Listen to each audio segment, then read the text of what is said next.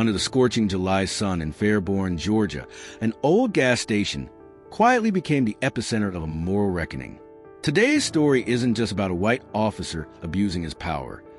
It's about a black woman who didn't need to raise her voice to make an entire system bow to accountability. Welcome to Mr. Seven Stories, where every story is a reminder of justice, dignity, and the limits of power.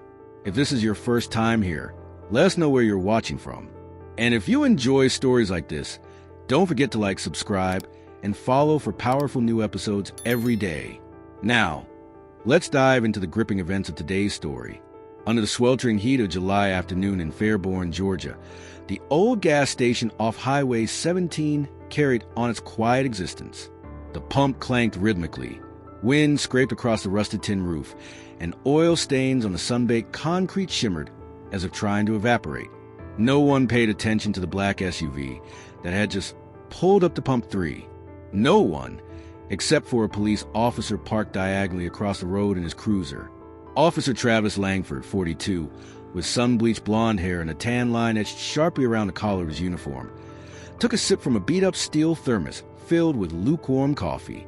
His eyes locked onto the woman who had just stepped out of the vehicle, a tall black woman, shoulders squared, moving with the quiet confidence of someone who knew exactly what she was doing and didn't owe anyone an explanation. That, more than anything, made Travis uneasy. Wrong kind of attitude, he muttered, fingers tightening slightly around the steering wheel. She was in plain clothes, a deep orange button-up shirt, khaki pants, low-soled sneakers, no badge, no insignia. But there was something about her he couldn't look away from. He stepped out of the car. "Excuse me, ma'am," Travis called, voice pitched in the tone of polite command. "I need to see your vehicle registration." The woman turned. She didn't flinch, didn't frown. She simply met his eyes. "I'm just getting gas," she replied calmly. "Is there a problem, officer?" "I have the right to check if I see suspicious behavior." Travis moved closer, his shadow falling over a car like a thundercloud. "What's your name?" "Nadia Trammell." The name stirred a faint flicker of recognition in Travis's mind, but the heat and his growing irritation drowned out the connection before it could form. "I meant your real name," he snapped. "You talk like you know the rules. But I'm not playing games." "Neither am I." The moment after, Travis stepped forward and grabbed her wrist. Hard, the card reader on the pump rattled as it got knocked sideways. Nadia didn't resist, not because she was fragile, but because she understood that any reaction from a black woman would be rewritten before it ever reached a report. Passers-by began to notice. A middle-aged woman gently tugged her son's arm, hurrying him away. A young man pulled out his phone. Still, Nadia didn't yell, didn't plead. She spoke only once more, voice level. "Are you sure about this, Officer Langford?" There was no threat in her tone, just a quiet wave of truth that was about to surface. Just then, a civilian vehicle with no patrol markings screeched to a stop at the curb. A man in a white dress shirt jumped out, face pale as chalk. "Stop, Travis. That woman is the newly appointed chief of police." The air at the gas station froze solid. Travis's hand dropped from Nadia's wrist like he'd touched scalding metal. Sweat broke out along his temples. Nadia, unfazed, took half a step back, straightened her rumpled cuff, and looked him squarely in the eye. "I came here to work, but I suppose now I know exactly where I need to start." That sentence, along with a cell phone video capturing the encounter, hit the internet within the hour, and after that, no one could pretend not to notice. Fairborn was no longer quiet. An earthquake had begun, and its name was Nadia Trammell. Nadia Trammell didn't speak publicly. No press conference. No furious social media posts. No one saw her scream, and no one saw her cry. She simply disappeared from public view after that gas station afternoon. Everyone assumed she'd go on television, demand Travis Langford's badge within 24 hours. But she didn't. Instead, Nadia arrived at the Fairborn Police Department earlier than usual, at 5:47 a.m., when the hallway lights were still dim and the bitter scent of drip coffee lingered thick in the air. She walked straight into the temporary office assigned to the new chief. Frosted glass door, bare desk, a city map pinned to the wall. cluttered with red markers, and one thick case file with no name on the tab. Nadia opened her laptop. She didn't search for Travis Langford.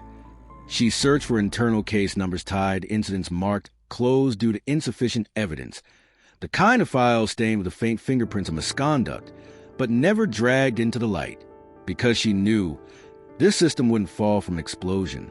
It would crumble because someone had quietly pulled out the bricks, one by one, with precision. On the second day, Nadia filed a request for access to restricted internal files. The stated reason: case handling quality assessment. No one questioned it.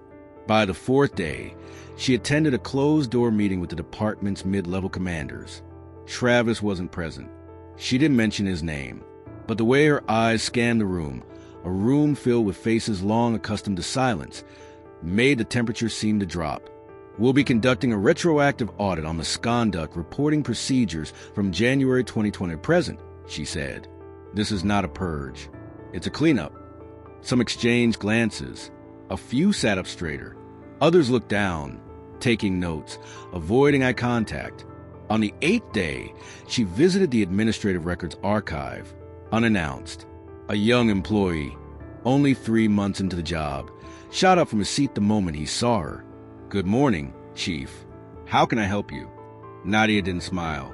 She didn't project authority. She simply handed him a list. "I need the original scanned copies of all internal complaints filed by female officers over the past 10 years. Exclude any cases dismissed by the same coordinator." The young man glanced at the list. The coordinator's name was Langford Travis. On the 10th day, a document appeared in Nadia's encrypted inbox. No sender, just an attachment. The title read, "Not Everyone Forgets."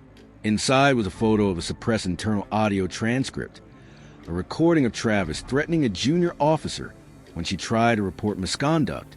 His voice was cold, gruff, and unmistakably familiar. Nadia didn't leak the recording. She saved it in a single folder labeled Keystone Foundation. She knew it wasn't time to go public. She didn't need fame. What she needed was for the system to collapse at the right moment, in a way it could never recover from. Each day, she left behind only a few quiet footprints, but each one was a fracture in a wall Travis had always believed untouchable. She wasn't after revenge. She was engineering a collapse, deliberate, silent, unstoppable. And when the wind shifted, it wouldn't be announced by noise. It would arrive in truth, neatly filed page by page in the very casework she was building. Day 12. A zip file surfaced on the internal city employee forum of Fairborn. No one knew who uploaded it first, but within 7 minutes, it had been downloaded over 600 times. The file name was simple: Langford_recordings_2017-2023.zip. Inside were a series of short video clips, each one just 30 seconds to 2 minutes long, but every frame landed like a sledgehammer. One showed Travis Langford, still wearing his Northgate Patrol commander badge, shoving a Latino man against a wall, with no documented cause in the report. Another captured him slapping a teenage girl outside the post office because she didn't show ID fast enough. None of it had ever reached the press. But each clip was tagged with an internal investigation case number, and in the bottom right corner, a red stamp. In review, signed by none other than Mayor Reed McAllister. Within 3 hours, the phrase Travis and the red stamp became the top trending topic on social media in Fairborn. An anonymous Twitter account reposted one of the clips with a caption: "When a mayor knows and does nothing, he's not just complicit, he's an accomplice." The tweet hit over 1 million views in under 4 hours. A human rights organization in Atlanta quickly stepped in, releasing an internal report that had been suppressed back in 2020, a report listing Travis Langford as a potential threat to individuals with prior trauma related to law enforcement interaction. The document was clearly stamped, forwarded to old Mayor's office, March 17, 2020. At the bottom, McAllister's unmistakable signature. Within 12 hours, local news stations were flooded with footage from a first leaked clip. The moment Travis kicked a water bottle from the hand of a homeless man begging outside a convenience store. Channel 6 ran a headline that read, "From medals to red stamps, a powerful face or a fallen symbol?" On TikTok, a mashup of Travis's laughter and a speech from last year spliced with him yelling, "I'm the law here," became a viral audio track for tens of thousands of parody videos. One high school student recreated the footage using Lego animation, subtitling it, "When your boss thinks he's Thanos, but he's really just a guy with the janitor keys." The clip racked up 2.1 million views in a single day.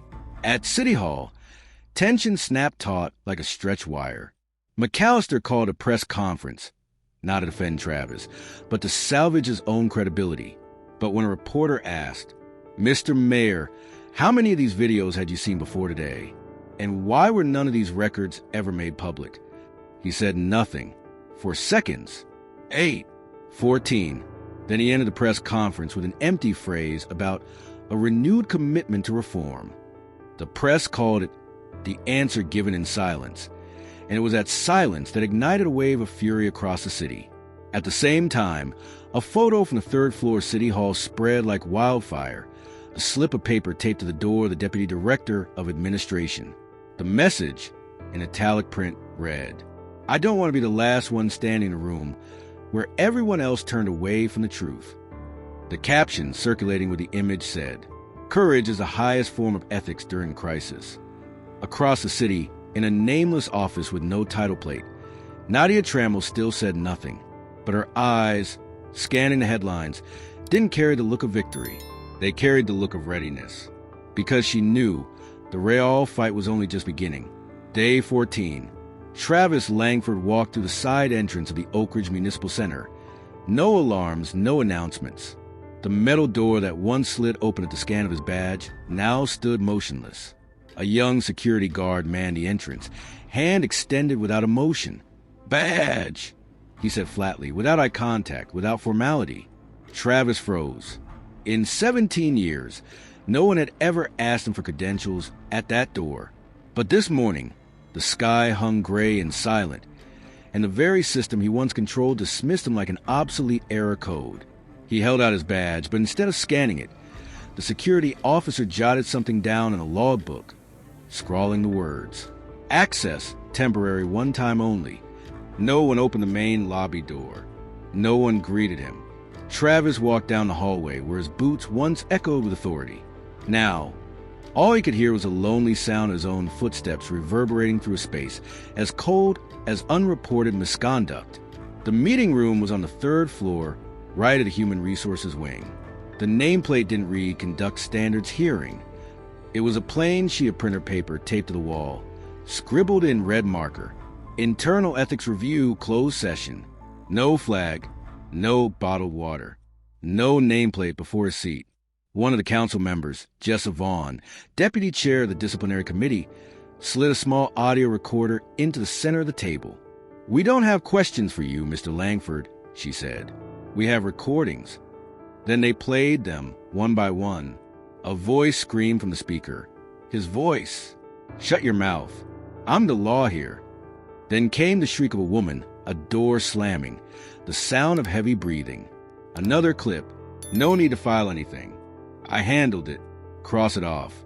Each sentence hit like a hammer against cold stone. No longer the voice of a cop, but of a man who once believed power was eternal. Travis pulled a tissue from his pocket to wipe his forehead, but there was nothing to wipe. No sweat, only emptiness. Then a voice drifted in from the hallway outside. The door hadn't been fully shut, and someone had forgotten to mute the external mic. "She's here." Everyone on the council turned toward the entrance. Travis squinted, disbelieving what he'd just heard. She, Nadia Trammell, stepped into the room. No uniform, no insignia, just a deep blue coat and a presence as steady and sharp as a blade slicing through silk.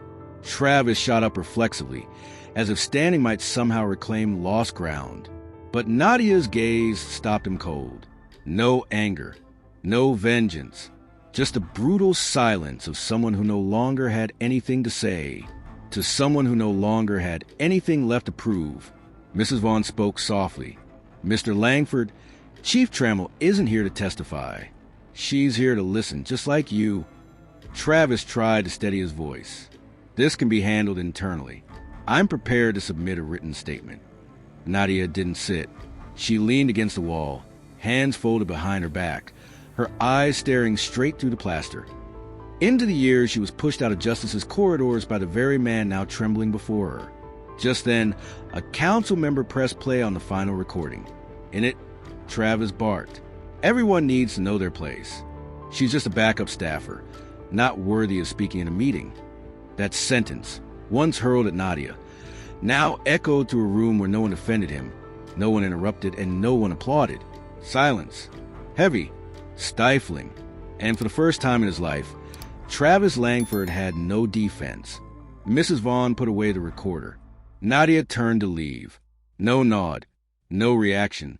And Travis sat there, for the first time unsure who still stood with him. And more importantly, unsure who he even was anymore. Nadia Trammell didn't hold a press conference. She gave no public statements.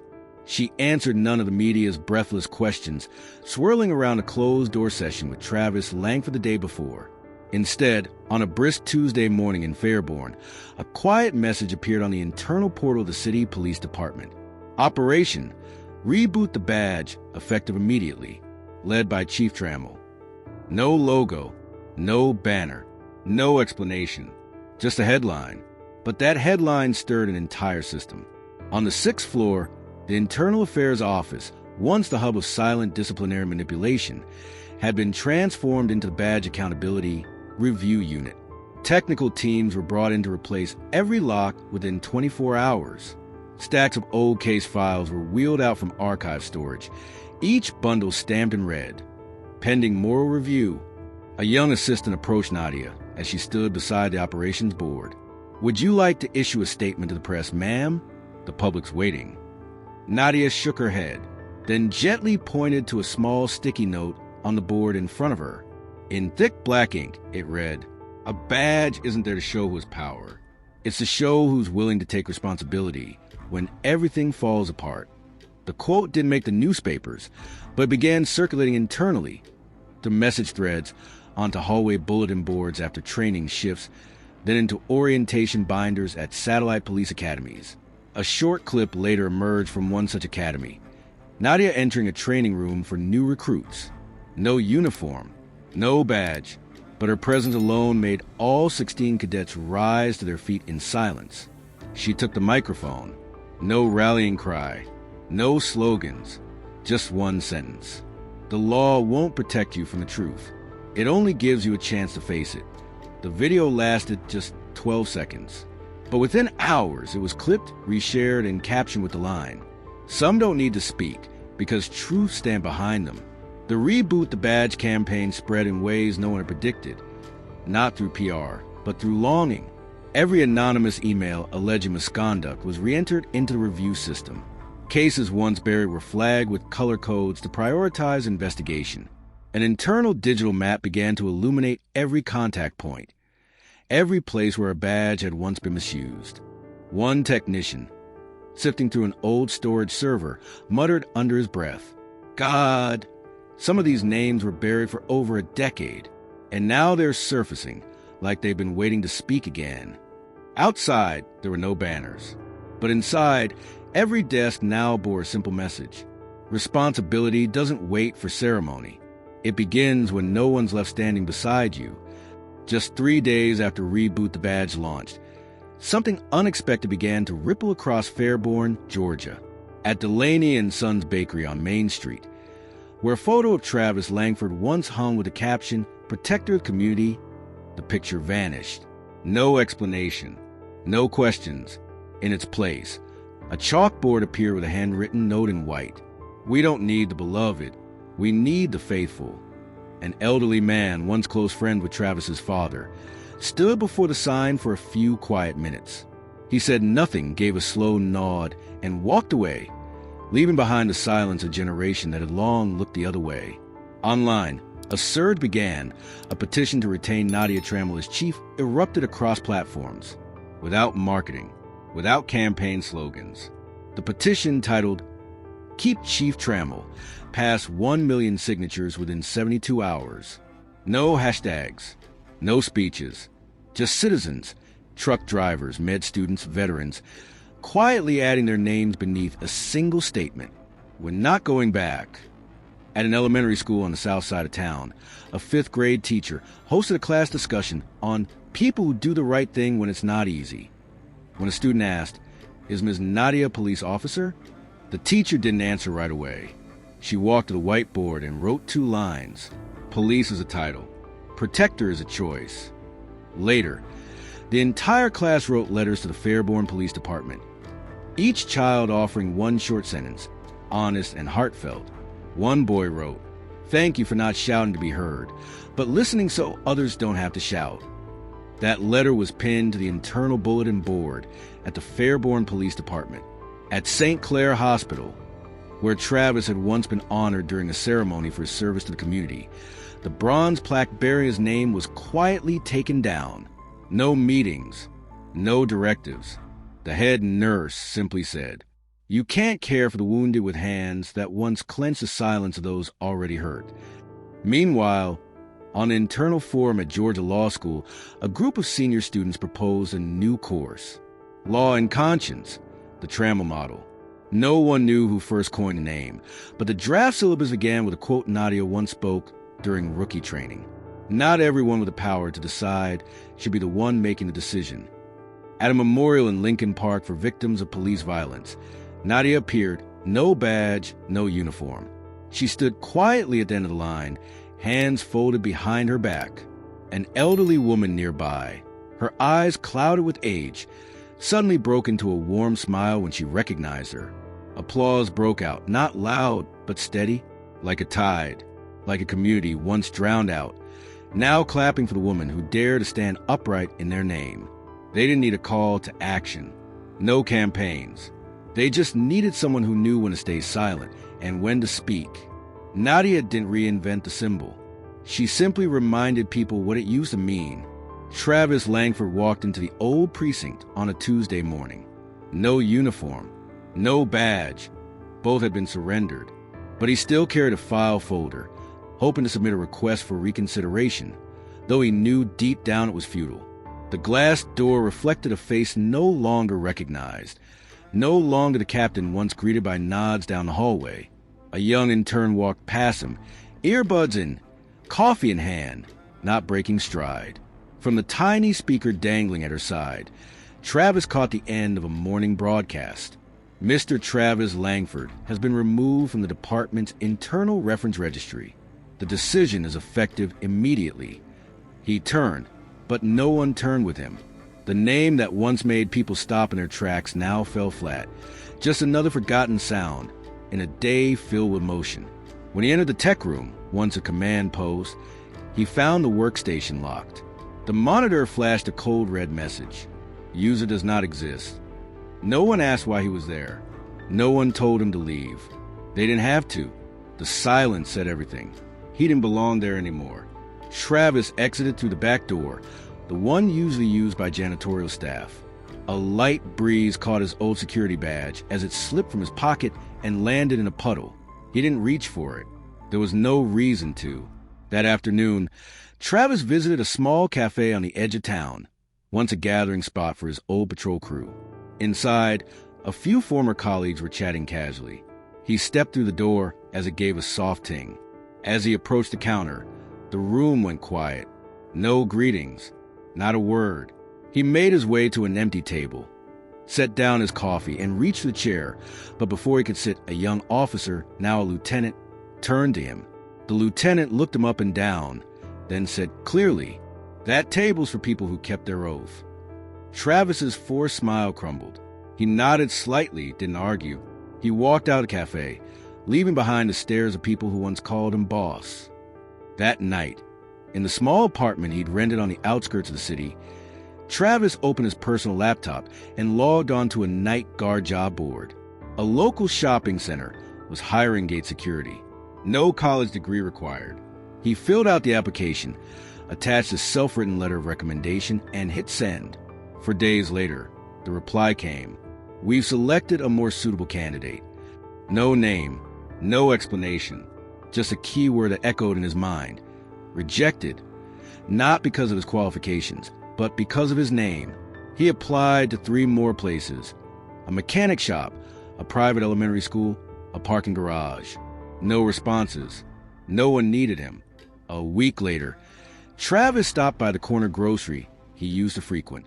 The young cashier glanced at him, hesitated, then asked, "Can I help you with anything, sir?" "Langford," Travis answered. The boy blinked, then spoke again, so softly Travis had to lean in to hear. "I heard that name on a podcast. Didn't think I'd meet the real person." Travis gave a crooked smile, still clinging to some shred of dignity. But the smile slipped faster than the memory others were working hard to erase. He walked out without taking his receipt. On his way home, Travis passed a new billboard along the highway. No flashy colors, no logos, just a stark white background and bold black text. "Power isn't what you hold. It's what others no longer give you." No one said it out loud, but Fairborn had rendered his verdict. Not in a courtroom, not with a sentence, but with silence, a form of justice Travis had never learned to face. He wasn't imprisoned, just left behind, and for the first time he realized invisibility is the harshest sentence of all for someone who once forced others to look. That morning, Travis Langford wore a faded ash gray dress shirt. The collar was creased, his tie loosely knotted, and in his hand was a stack of documents printed 3 days earlier. He arrived early, 6:42 a.m., hoping to catch someone in the empty parking lot. But no one was there. The front door had already been left unlocked, as if someone had known he would come, and saw no reason to lock it anymore. The internal hearing room was on the 3rd floor, to the left of the old hallway, once the same wing where Travis had trained young officers in his early years. Today, he was the last person allowed to walk through its doors. No journalists, no cameras, just dim yellow light and plain wooden walls. The chairs were arranged in a semicircle. At the center stood the hearing table, and seated at the presiding position, once reserved for high-ranking officials, was Nadia Trammell. No uniform, no nameplate, but every eye in the room looked to her, as if no one else deserved to sit there more. Travis froze when their eyes met. There was no anger, no contempt, just coldness, the kind that made a man think twice about speaking. He lowered his gaze and walked to the chair marked for the subject under investigation. On the table was a thick folder, nearly 2 inches thick.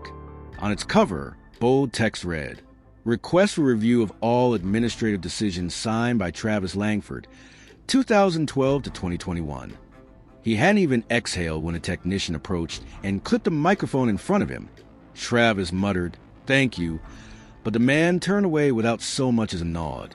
The hearing began. The first witness was a former officer from Station 6, Mr. Marcus Weller. He walked with a limp, leaning on a cane, his left eye slightly clouded, but his voice was sharp as a blade. "I once filed a complaint against Travis Langford. I was reassigned to night shift shortly after, and I still have a copy of the disciplinary report he made someone rip up in front of me." Marcus pulled out a smeared sheet paper and laid it gently on the hearing table. No one applauded, but the room stopped breathing. Travis tried to remain composed. He opened his notebook, searching for his prepared statement, but his hand trembled and the page slipped from his grasp. Then came the video. It showed Travis kicking the leg of a handcuffed suspect because, as he claimed, "He gave me a dirty look." A sharp inhale pierced the room, as if someone had held their breath too long. No edits, no blurred faces. Travis's voice thundered from the speakers. "I'm the law here. Don't like it? Get out." A member of the oversight panel quietly set their pen down on the table, the dry click of wood on wood cutting to the stillness like a verdict. No one spoke, but in that silence, Travis understood. No one stood with him anymore. Then came his turn to respond. For the first 6 questions, Travis danced around the truth, deflecting, dodging, sidestepping. But when the presiding officer read out the 7th, "Did you intimidate an internal witness in the 2018 investigation?" Silence. The clerk repeated the question. Again, still silence. 10 seconds passed. Nadia's pen stopped mid-stroke. She crossed out a line in the document before her, then slowly lifted her eyes, and, for the first time since it entered the room, looked directly at Travis. Her voice wasn't raised. It wasn't sharp. It was calm, controlled. "I'm the one taking the minutes now." It wasn't a threat, but in its stillness, it struck like a hammer. Travis sat frozen, both hands gripping the chair, his face drained of all color. A faint breeze from the window stirred the paper before him, flipping it to the next page. In the frosted pane behind Nadia, a group of new cadets walked by. None of them glanced in, not because they didn't know what was happening inside, but because they'd been trained to understand this truth. Some mistakes don't need names, only consequences. The next morning, Travis Langford arrived at the Fairborn Police Department at exactly 6:49 a.m., like clockwork. Light rain drizzled from the gray sky, the droplets soaking into his worn gray suit jacket, seeping through the collar like the cold warning of a world that had already moved on. The front door was locked. He rang the bell 4 times before a young guard emerged from the security office. The guard said nothing, just handed Travis an old brass spare key, then turned and walked away. No greeting, no glance, as if Travis was just a nameless shadow drifting through a place that had once echoed with his authority.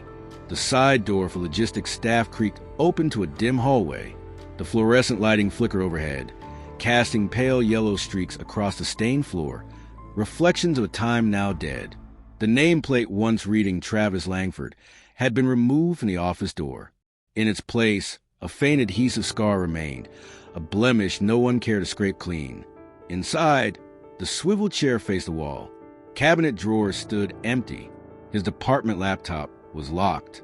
When Travis entered his password, the screen blinked once, then displayed a cold red message. User does not exist. He sat there, unmoving. On the desk lay a thin folder, just a few loose pages inside. The first sheet was a scanned resignation letter from an officer who had filed a complaint against Travis back in 2016.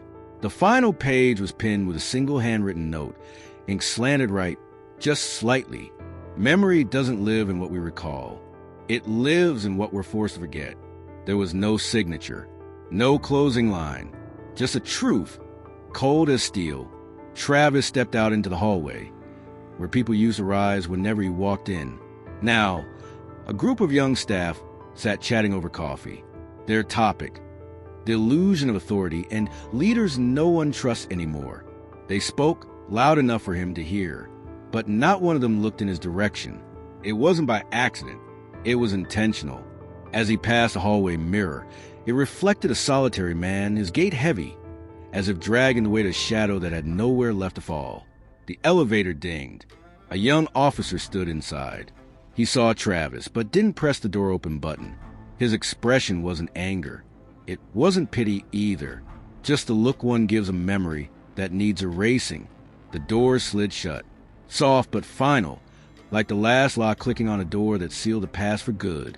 On the HR floor, a female staffer was signing off on internal transfer forms. Travis raised a hand, hesitating to knock, but she swept her eyes over him like scanning a presence that no longer registered within the system. As he stacked a few old folders, a photo fell from a worn envelope, an image of him beside the former police chief. A passing intern picked it up, but didn't hand it back. He simply placed it on the reception desk, beside a bold printed form. Anonymous report, abuse of authority. No one said a word, but the air in the room said it all. It was time for his name to disappear from the institution's memory. The lesson wasn't in a verdict. No courtroom, no gavel. The highest sentence came when people no longer saw him as someone worth referencing. That was the day Travis understood. You don't need to punish someone with words. You only need to turn away, together, and let silence become the final indictment. Monday morning. A thin veil of mist blanketed the Fairborn skyline, like a memory still lingering. The first sunlight slipped through the frosted glass of the city police headquarters, casting a soft reflection across an office door, engraved in quiet gold.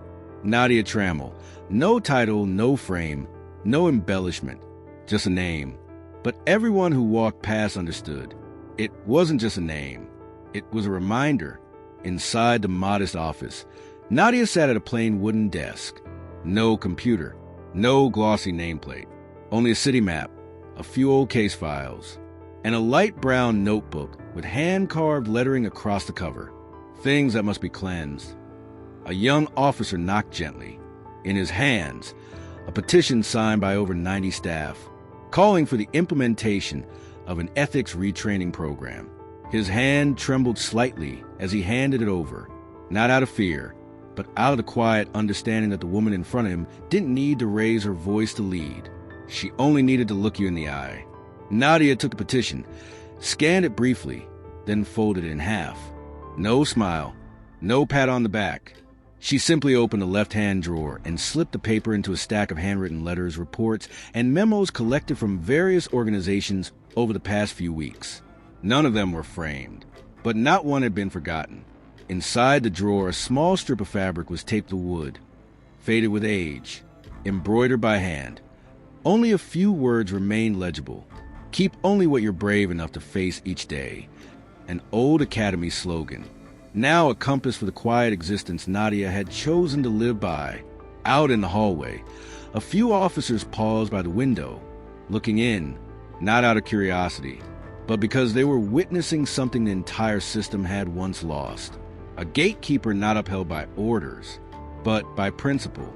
Outside, a group of elementary school students walked past the headquarters gate. One little girl looked up at the name etched into the glass door and whispered, "Mom, who is she?"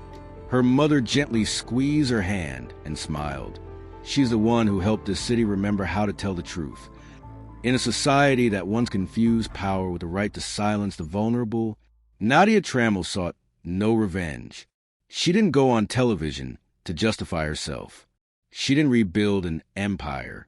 She rebuilt the doorway and stood there watching, so that anyone who entered would have to learn again from the beginning. Because justice doesn't live in slogans. It lives in the limits you place on your own authority. And sometimes it takes just one person, brave enough to hold that limit, for an entire system to change.